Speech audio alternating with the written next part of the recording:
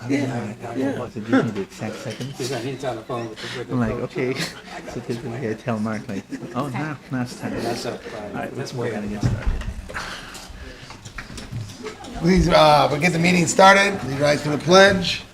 I pledge allegiance to the flag of the United States of America and to the republic for which it stands, one nation, under God, indivisible, with liberty and justice for all. I'd like to welcome everybody. It's good to see everybody. Crazy time of the school year, I'm sure, for all of you guys. We appreciate everything you do. Approval of the minutes of the meeting from March 18th. Anybody have any questions or anything on it? If not, I need a motion. I'll do it. I move the Board of Education approve the minutes for the March 18th, 2026 regular meeting as presented. I'll second. Roll call. Aye. Aye. Aye. Aye. Aye. Aye. Aye. Motion carries. March financial reports, Martine. Good evening. The treasurer's report, the current cash and investment balance for the district as of March 31st is $21,890,279.58. Our revenue for March was $851,120.91. This includes evidence-based funding, special education, private facility tuition reimbursement, the National School Lunch Program, and the state free lunch and breakfast programs. Our expenditures for March were $4,057,270.87. This includes our employee salaries and benefits, retirement system payments, and tuition for programming and education for our outplaced students. Tonight, I am asking the board to approve the revised bill for March for payments in the amount of $801,257.83. Please note that during the March board meeting, we had an earlier board meeting because of spring break. At that point, you had already approved $1,322,636.62. The $478,621 difference is from payroll liability, since in March, we had another payroll after we had already met. For the April bills, I am asking for approval for payment in the amount of $1,272,620.42. Please note that in April, there will be another payroll this upcoming Friday, and the additional payroll liabilities will be included in the revised bill for April. For the activity report, the beginning balance in the activity fund for the month of March was $114,450.36, with the revenues totaling $14,987.16, and the expenditures totaling $5,314.16. The ending balance for the activity fund at the end of March was $124,123.36. Any questions for Martine? With no questions, I need a motion. I will. I move the Board of Education, sorry. I'm one behind. Move the Board of Education approve the financial reports for March in addition to the revised March and regular April bills for payment as presented. Second. Roll call. Aye. Aye. Aye. Aye. Aye. Aye. Aye. Public participation, unless they're invisible, we do not have anybody, so we can move on to the report of the superintendent. All right, we're gonna go ahead and get started with district highlights, and I'm gonna turn it over to the principals to do that. All right, thank you. It's on. It's over at Spalding. You see some pictures here of our late start professional learning on a recent Wednesday morning, focusing on our school improvement goal in the social emotional area. We have been doing a book study of the power of our words. And here you see us gamifying our study of two of the chapters, one on reinforcing language and one on reminding language. Those are two of the four key types of language, which also include envisioning and reinforcing. And we've been learning how we can, the way that we use language as adults, can increase our students' engagement with academics, build positive community, and help us more effectively manage our learning spaces. Is there a copy to borrow of that book? Like, I would love to share a copy That would with be you. Yes, amazing. stop by anytime. Thanks. These are some images from our classroom. So we've got first grade. Let me see, there on the left there, that's Mrs. Saki's classroom. Earlier this month, they had a blast doing an interactive sight word hunt. They used colorful eggs hidden around the room. Each one contained a sight word, so students would open it up, find the word, read the word, write the word, close it back up again, and hide it for somebody else.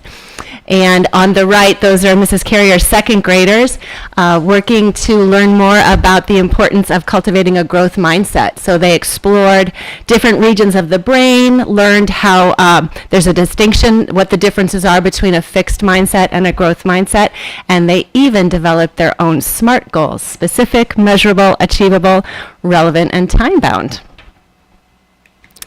And finally, last week, here's some images from our preschool family night. Families from the preschool program came together in the evening. There were crafts, face painting, a life-sized hippo. Sorry we didn't get a picture of that for you, but you know how we love our inflatables over at Spalding. If you saw Fantasia as a child and remember the dancing hippos. The smiles were nonstop. Even Mrs. Bucher and Mrs. Roshager were there talking about the importance of arriving at school on time and being ready for kindergarten. So nobody wanted to miss that. It was a wonderful way to celebrate the beginning of spring.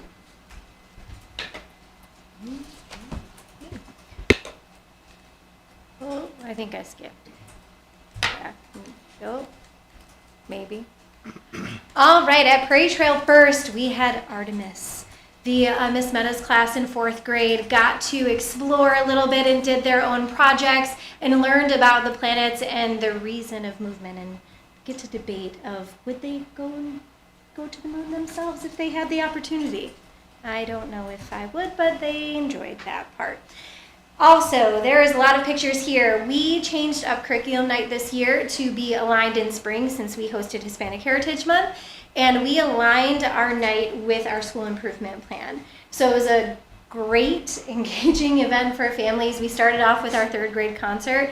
Our name was Springapalooza, so 3rd grade had Rockapalooza, and they started out with some rock songs from all over the United States.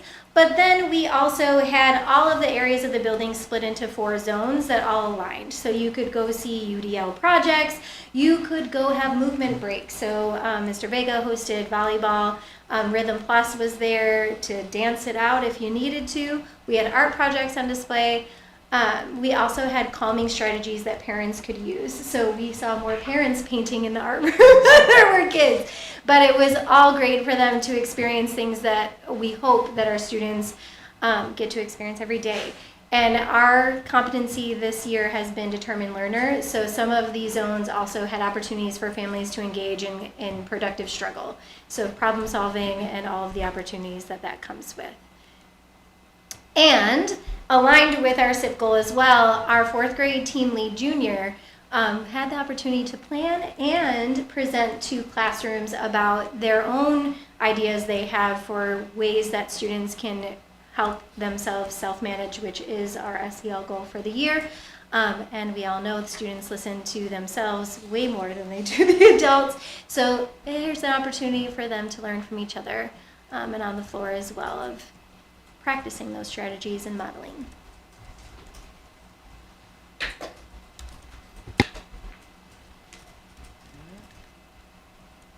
Okay, River Trail, it has been a very active month for us.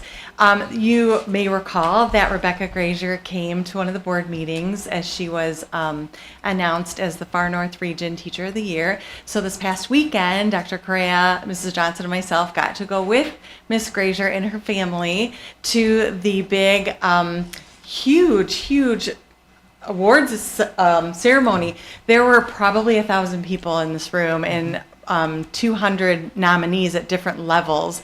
And so Miss Grazier was a member of a 13-person cohort. That's kind of like the top tier of those people running for Teacher of the Year.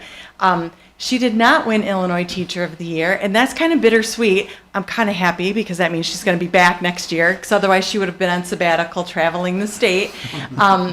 but at the same time, I know she is very deserved of this award, and it was just so amazing to honor her and all the good work. And she's such a great representative of District 56 and all the good work that we have going on here. She's just one part of everything that we have going on, but it was awesome to recognize her this weekend.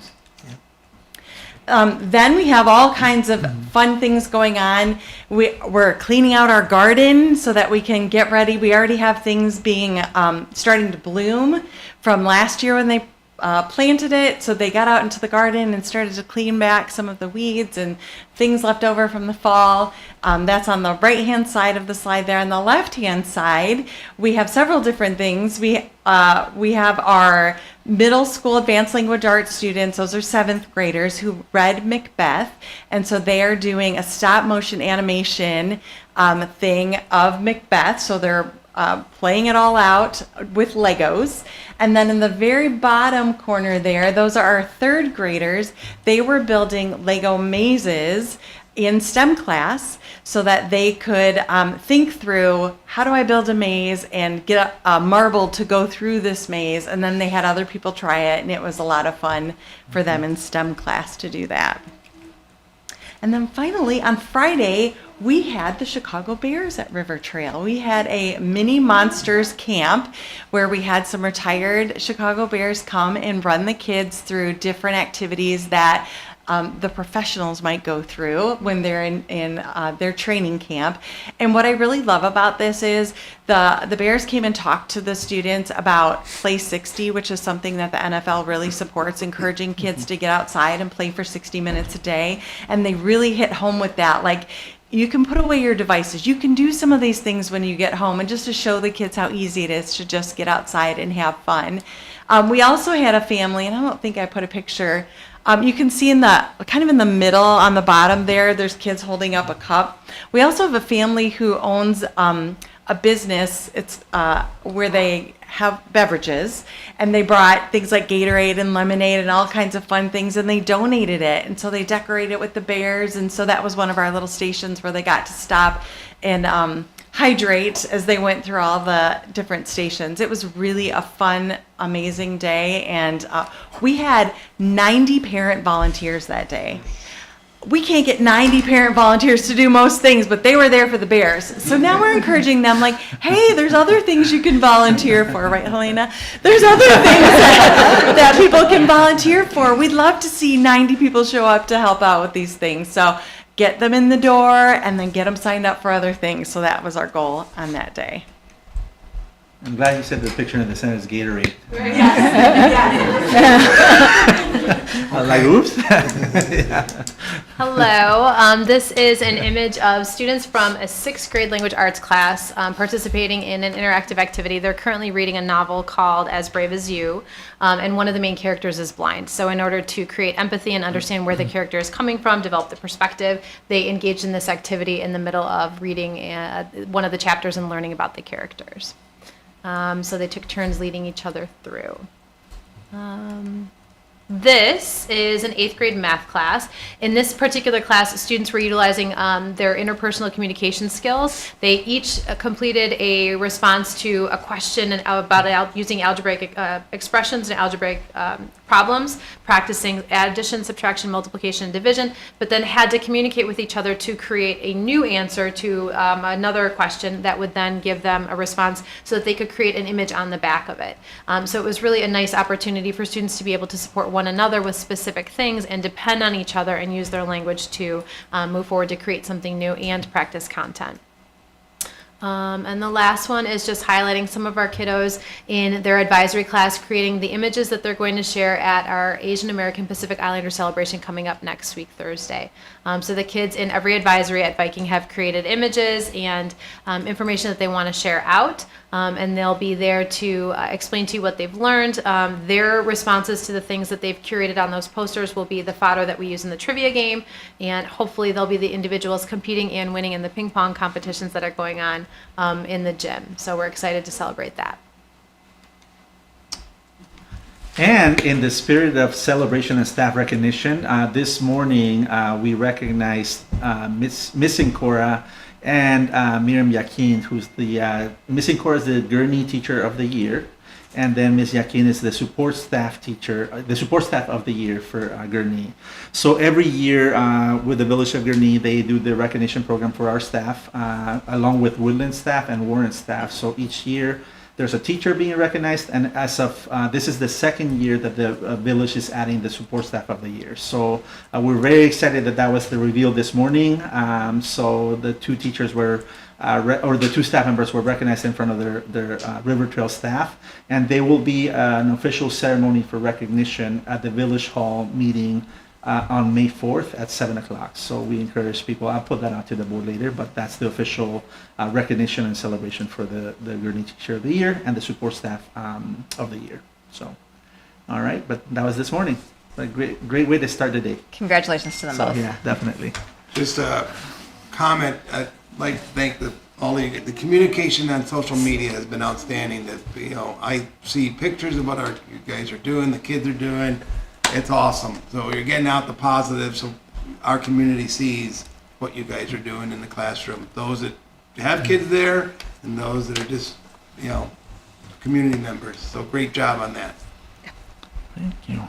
Any other questions? Anything else?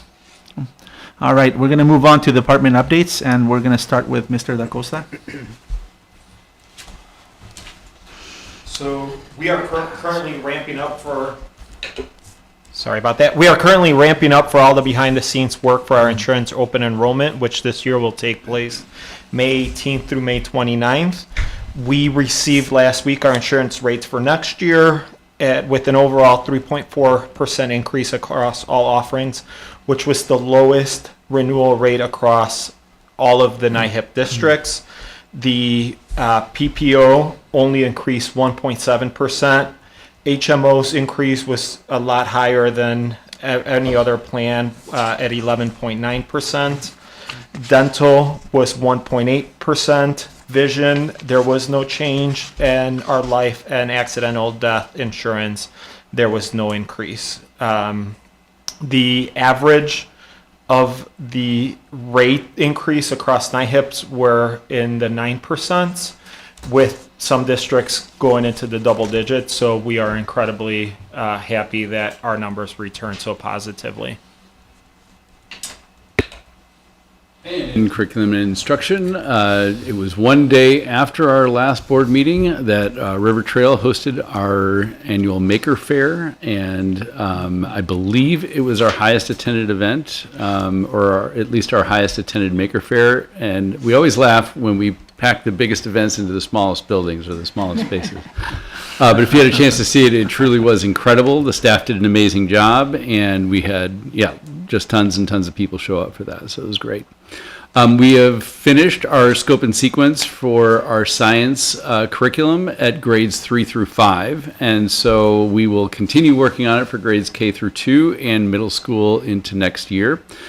And lastly, we've arranged for a pilot of the new Super Kids. Our current resource at K12 is Super Kids. They are coming out with a new version of that. It's the 2026 copyright, and we're going to be piloting that in 8 classrooms starting in the fall, and we will have training for all of those teachers and a few other support folks on July 28th. Services. It was a really busy month. I had the opportunity to attend a special education section with Dr. Bateman, who did some PD on writing meaningful compliant IEP goals and working on those adverse effects statements. So I'll be bringing that information back to our teams. Sean and I had the opportunity to attend the preschool family engagement night, and we shared our standard response protocol and video with families that came by our booth. Miriam, Sarah, and I attended the Preschool for All professional sessions to learn more strategies and tips and how to use this new grant platform.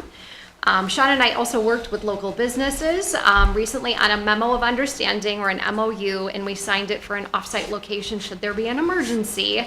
And most importantly of all, I was able to tour some families over at Viking, because we will have a partnership with CEDAL for next year for a self-contained classroom for 6th, 7th, and 8th grade. And the families were so incredibly excited, as was the CEDAL team. So we're very excited to have this partnership for next year. Just one question. How did a classroom open up? Because because the building didn't get bigger. So just curious, like, how did a classroom open up in Viking? So it's not necessarily that a classroom opened up, but we're using space in a different way. Oh, okay. Thanks. In multilingual and assessment, Rachel and I work on updating the continuous quality improvement plan for preschool for all and submitted it to the state. Last night we hosted our annual registration event for Spanish-speaking families, and we're getting ready for Spring iReady that starts next week. So we are in the process of scheduling all our summer state testing for all of our facilities. That includes fire alarms, sprinklers, fire extinguishers, backflow preventers. We are now disabling all of our winter fighting snow equipment and maintaining that for next year.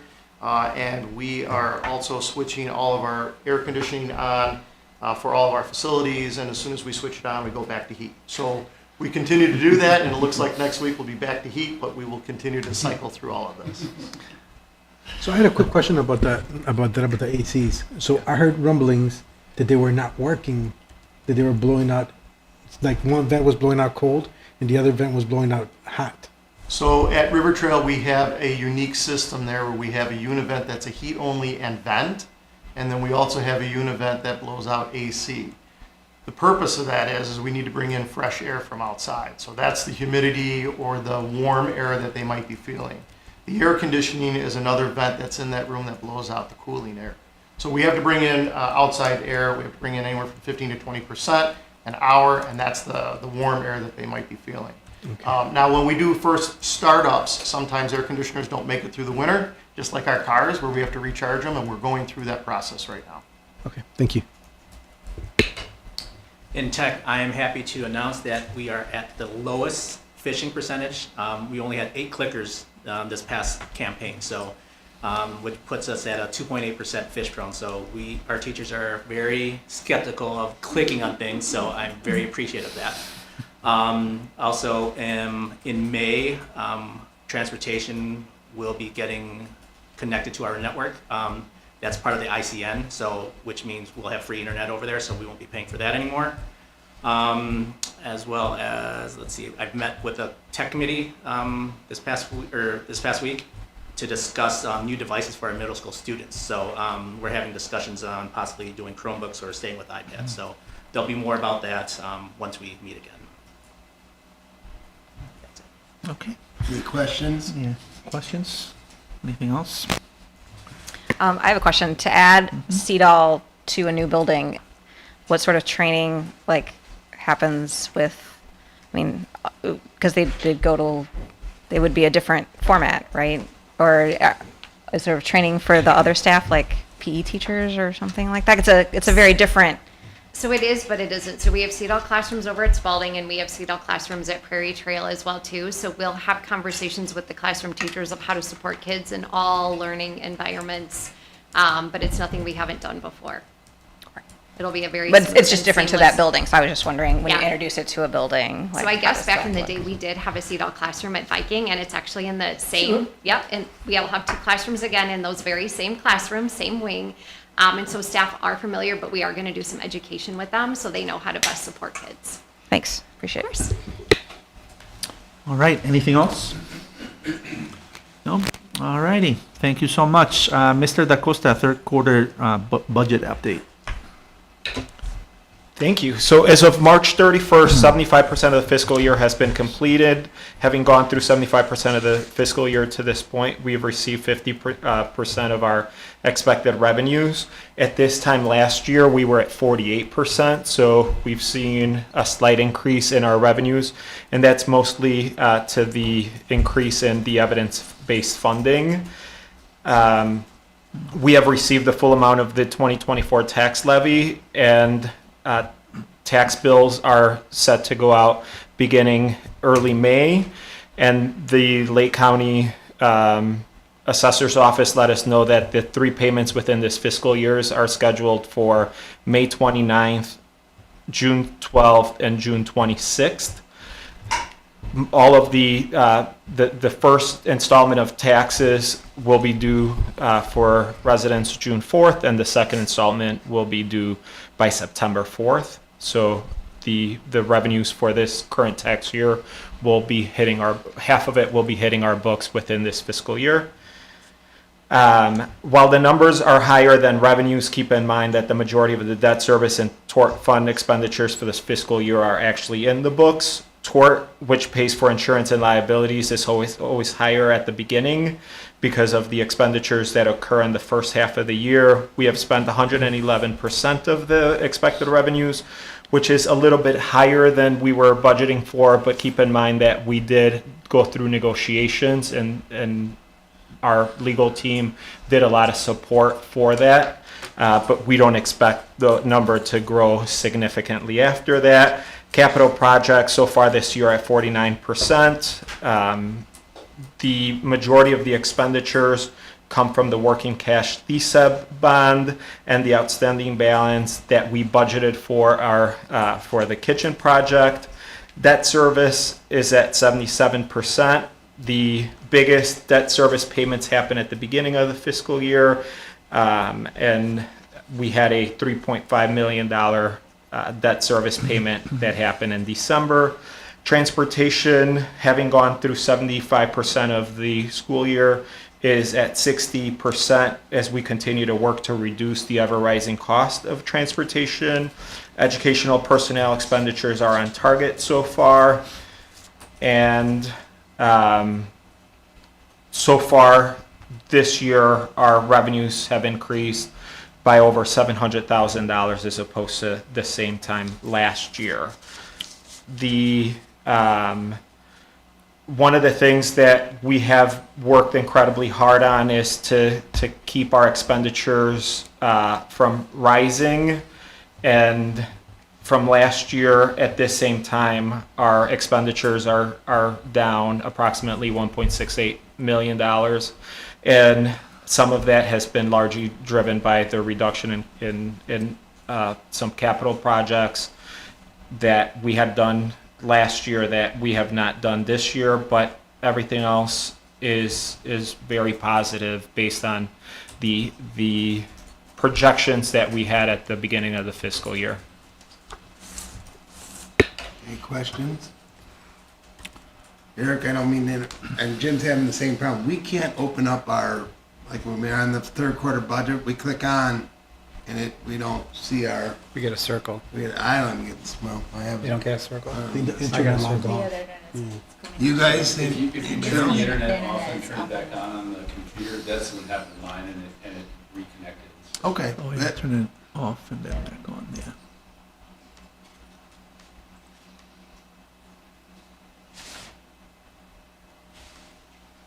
There we go. Thank you. Thanks. Any questions about budget from our team? So, budget update? No? Any questions about Wi-Fi? No? Can we continue? Okay. All righty. So moving on the agenda, we have two professional leave conferences this time around. One of them is our assistant principal at Viking, who's going to a goal writing workshop for IEPs. And the second one is for Mrs. Gracier, and is get your teach on. So she's going to go get her teach on in July. So continue to sharpen her skills. Any questions about those two? No? Okay. All right. Moving on to FOIA requests. This month we had 5. The first one, requesting existing records identifying employees, name, title, district work email, responsible for leadership and oversight of or coordination of different departments. That included curriculum and instruction, English language learners, technology, library media services, and core subjects. So that information that was provided. The second one requested copies of contracts and purchases agreements for professional learning development in connection with instructional materials, contracts, curriculum implementation, or classroom instruction in the last 3 years. So that was also provided. Number 3 and 4, the third and fourth ones are very similar, and they requested all purchase orders and/or payment records for vendor entities from January 1st, 2025 to present. That was the first one. And they were requesting purchase date, vendor name, line item, description, quantity, and amount. The fourth one is the same, except that the dates are changed to, they wanted a little bit longer dates, so from 2022 to February 2026. Then the last FOIA request requested a list of all current District 56 employees or staff, contact information, including names, position titles, departments, and email addresses. So that was provided. Any questions about those FOIA requests? No? Okay. Moving on to old business. We have the second reading for board policy monitoring. Are there any questions about any of those policies? There are no changes recommended on any of the policies because there hasn't been any change in legislation, so. Questions? No? Then we will need a motion. I move the Board of Education adopt the attached board policies as presented by the administration. Second. Roll call. Aye. Aye. Aye. Aye. Aye. Aye. Aye. And moving on to new business.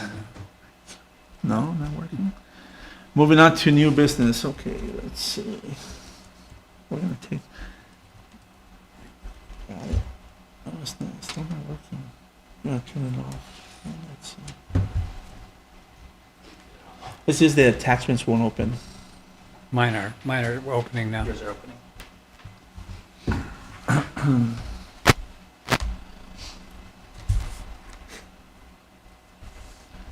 So if you click on the attachment. This one? Mhm.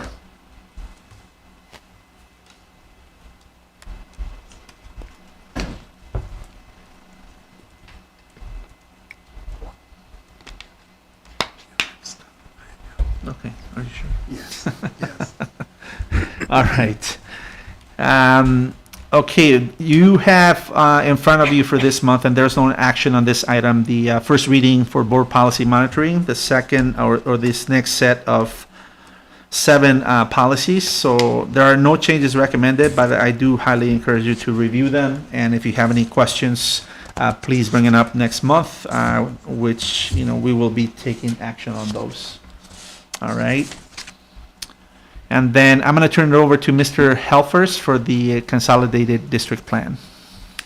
In a moment, I'm going to ask the board to approve the consolidated district plan that was included in your packet. But before I do so, I'm just going to give you a brief summary of what it is and why I'm asking you to approve it. So every year we are required by ISBE to provide an explanation of how we plan on spending our federal grant dollars. So this includes Title I, Title II, Title IV, IDEA, Title III for multilingual. So this is all the federal grant money that comes in, and we have to, this whole side of the room here works on putting together this document. And I'm sure you read all 55 pages in its 5-point font. So you have a thorough understanding of everything that we're doing. So because you did that, I'll give you a very brief summary. I'm only required to ask you to approve it when there's been significant changes. So our practice has been to just ask you to approve it every other year. So that just kind of, captures any changes that really come up during that time period. There wasn't what I would call significant changes, but there was a layout change to how they did Title III, which is our multilingual grant. And so this is a great opportunity to just say, okay, these are some changes. There's no real change in the actual content. It was more in the structure and how they requested the information that we provided. And fortunately for Miriam, it was less information. So that made her contribution a little bit easier this year. So in short, this is a very similar explanation that you would have seen 2 years ago when we asked for your approval. And essentially what the core of our use of federal grant money is to improve instruction for all students, but most importantly for those students who are at risk of academic failure for any different reason. So this plan just outlines all the ways in which we will do that. And so with that, like I said, brief explanation, I'm going to ask the board to approve our plan so that we can officially submit it to ISBE. But if you have any questions beforehand, I'd be happy to answer them as well. I just want to say I'm very impressed with the document. Impossible to read, but I mean the work that had to take place. I know some of it was, cut and paste a little bit to a certain degree, but that's a lot of work, a lot of effort, and everybody who was on it, part of that, kudos for a great job. Yeah, thank you. I did not read every word of it, but I tried. Thank you. Any other questions? And I need a motion. I will. I move the Board of Education approve the consolidated district plan as presented by the administration. Second. Roll call. Aye. Aye. Aye. Aye. Aye. Aye. Okay, moving on to E-rate. Mr. Esteban. Yes. I am recommending that we use our E-rate funds to upgrade our network infrastructure. It is some buildings are original network infrastructure dating back to 2012. So we've got about, 14 years of use out of it. So it's pretty old. Whereas a couple other buildings are a little bit newer, 2018. But the technology has changed quite a bit. Security has changed. And with our E-rate funding, we're at 85%, which means we only have to pay 15% of the total project. So I'm recommending that we upgrade our network with using the bid from 22 Bets, and the total cost for that was over $300,000, and our portion of that would only be $44,272.57. So significant discount to do a massive project for the district, which is essential for everything that we do. Questions? Thank you for the clarification on, I didn't know how your math skills were when it was 300. They're looking at the bill and you're saying 44,000, thinking, yeah. And I asked Luis and he had explained it exactly the way you did, but I appreciate you explaining it to all of us where that $44,000 number came from. Mm-hmm. Yeah, a little bit confusing, but because not every building is E-rate eligible, like the district office and transportation is not. All right. With that, I need a motion. I move the Board of Education approve the bid from 22 Vets not to exceed $44,272.57 for Cisco Meraki network infrastructure upgrades as presented by the administration. Second. Roll call. Aye. Aye. Aye. Aye. Aye. Aye. Aye. Alrighty, so moving on, I'm going to turn it over to Mr. Smith. Thank you. On Thursday, the 9th, the district received 6 bids for the kitchen project for Prairie Trail School. Of those 6, the 2 lowest bids that you see on the bid tally that we included in your packet tonight is Construction Inc. and Can Do Construction. Our architect vetted the last 2 bidders and reported back to us. The lowest bidder, Can Do Construction, was found to have had a violation with the Illinois Department of Labor in 2022. The violation stated that the company failed to provide all required records under Section 5 for prevailing wage. We asked our architect to further investigate, and they reviewed this with Can Do Construction and found that this was a clerical error that happened when Illinois Department of Labor went from receiving hard copies of these reports to uploading them into a portal on the website for submission. This was quickly corrected by Can Do and is no longer an active violation. During this violation, it did not impact any performance or cause any delays during their project at that time. Can Do Construction has completed multiple projects since then with no violations. Our architect has also worked with them in the past with very good success. Can-Do has committed that they will not be self-performing and will be using all union labor workers for a project, which will eliminate the possibility of the same violation being repeated. The second lowest bidder, which is Construction Inc., also had no violations with the Department of Labor. You may have received an email either today or last week about these violations, but at this time, our architect is recommending Can-Do Construction for a kitchen project as indicated in the letter that you have in your packet tonight. Are there any questions that I can answer?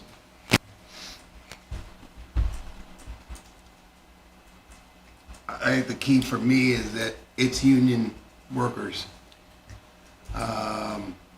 You know, being our, you know, all but our bus drivers are union. I think that would be obviously a really bad message to them. Plus, as I told Luis, I really don't want the inflatable rat in front of Prairie Trail. Prairie Trail, Yeah. yeah. That is what we're trying to limit. Yes. And not have. But by going with all union laborers, that eliminates the possibility of having that same violation again, which is what they had.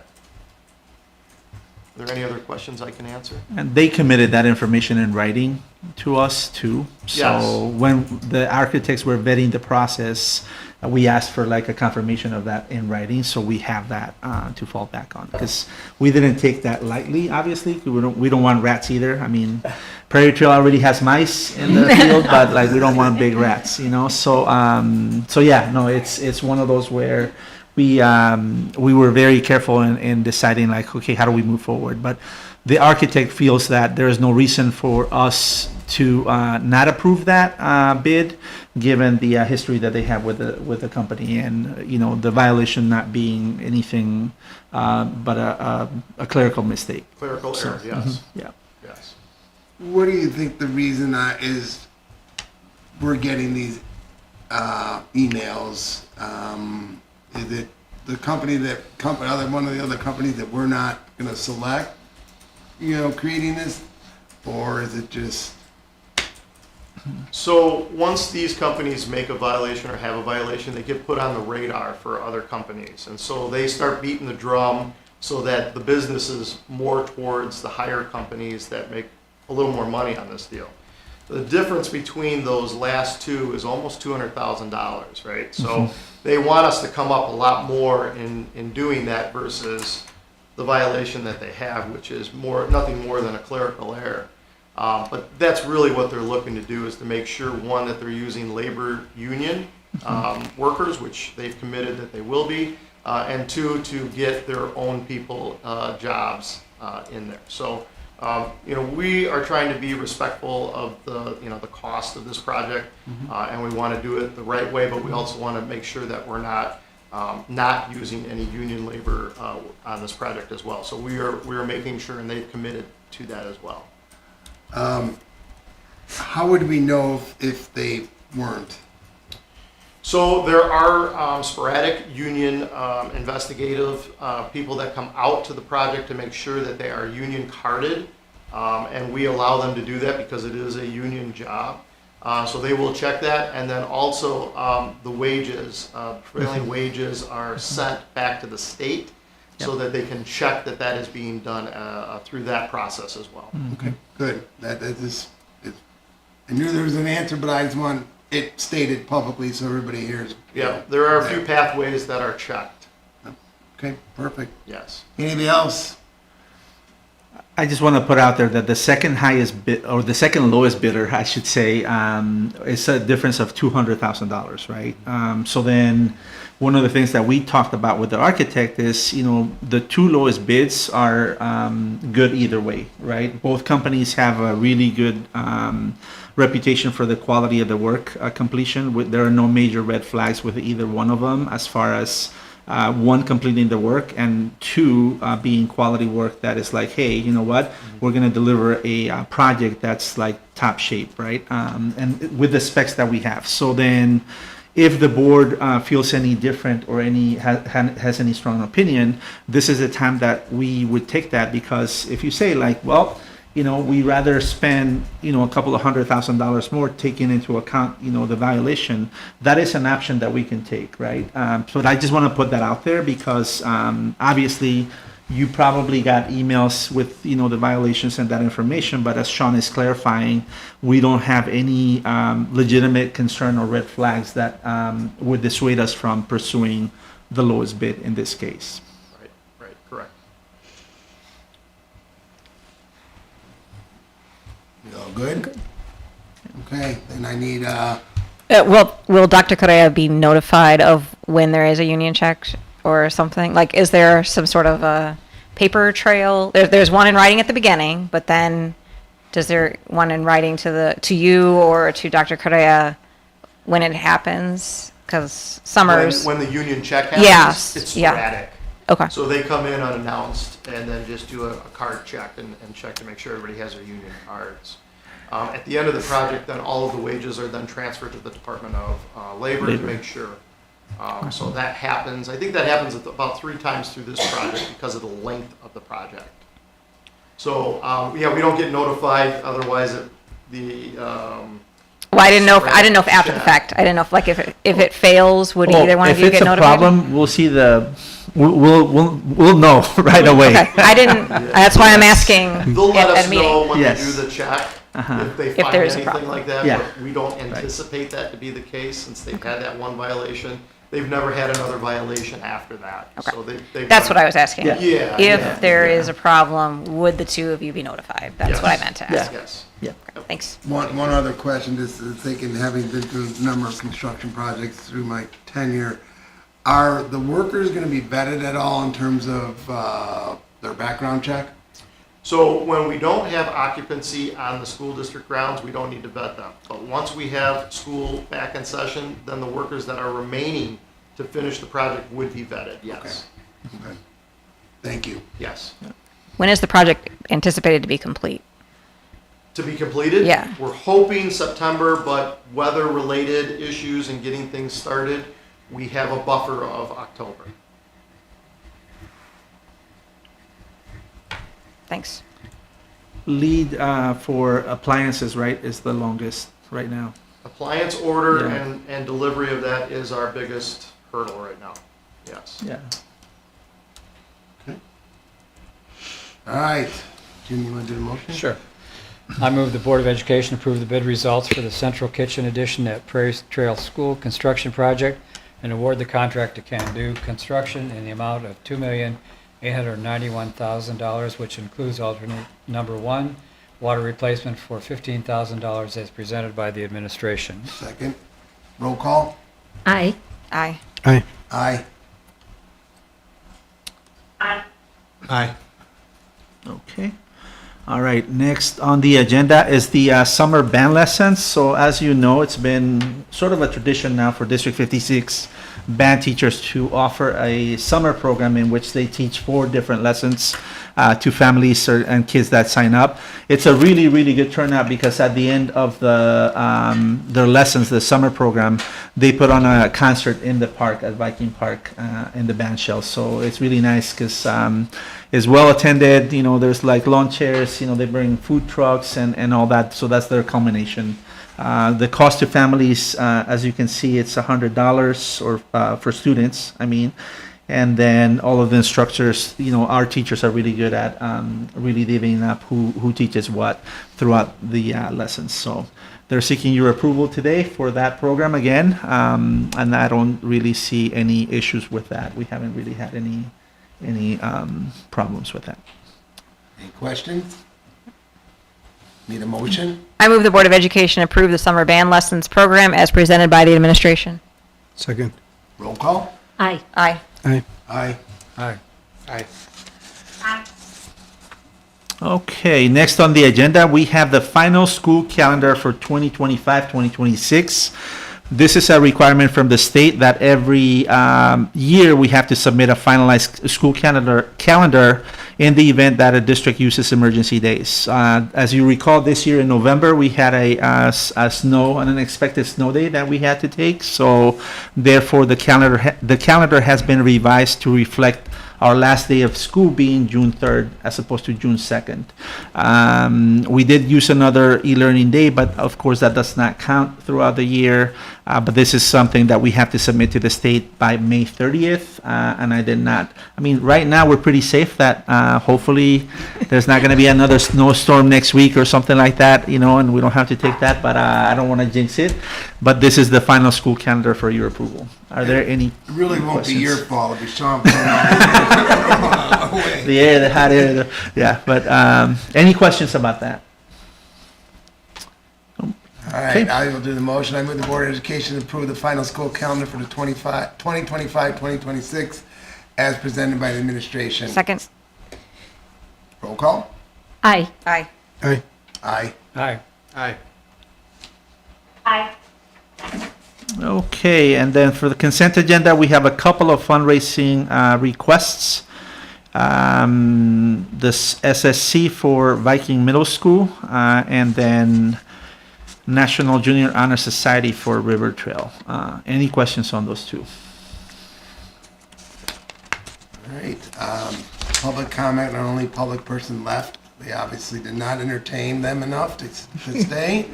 So we can move on to motion to go into closed session. First, I move the Board of Education approve the consent agenda items as presented by the superintendent. Okay, approve that. Oh, sorry. I just said the consent agenda one. So Thank you. Second. Odie seconded. Roll call. Aye. Aye. Aye. Aye. Aye. Aye. And then I move the Board of Education adjourn in open session, reconvene in closed session to discuss pursuant to 5 ILCS 122C1 personnel, 9 student discipline, 10 student information, 11 potential litigation, 21 discussion minutes. Second. Roll call. Aye. Aye. Aye. Aye. Aye. Aye. All right. All right. Got Thank out you. Before 6.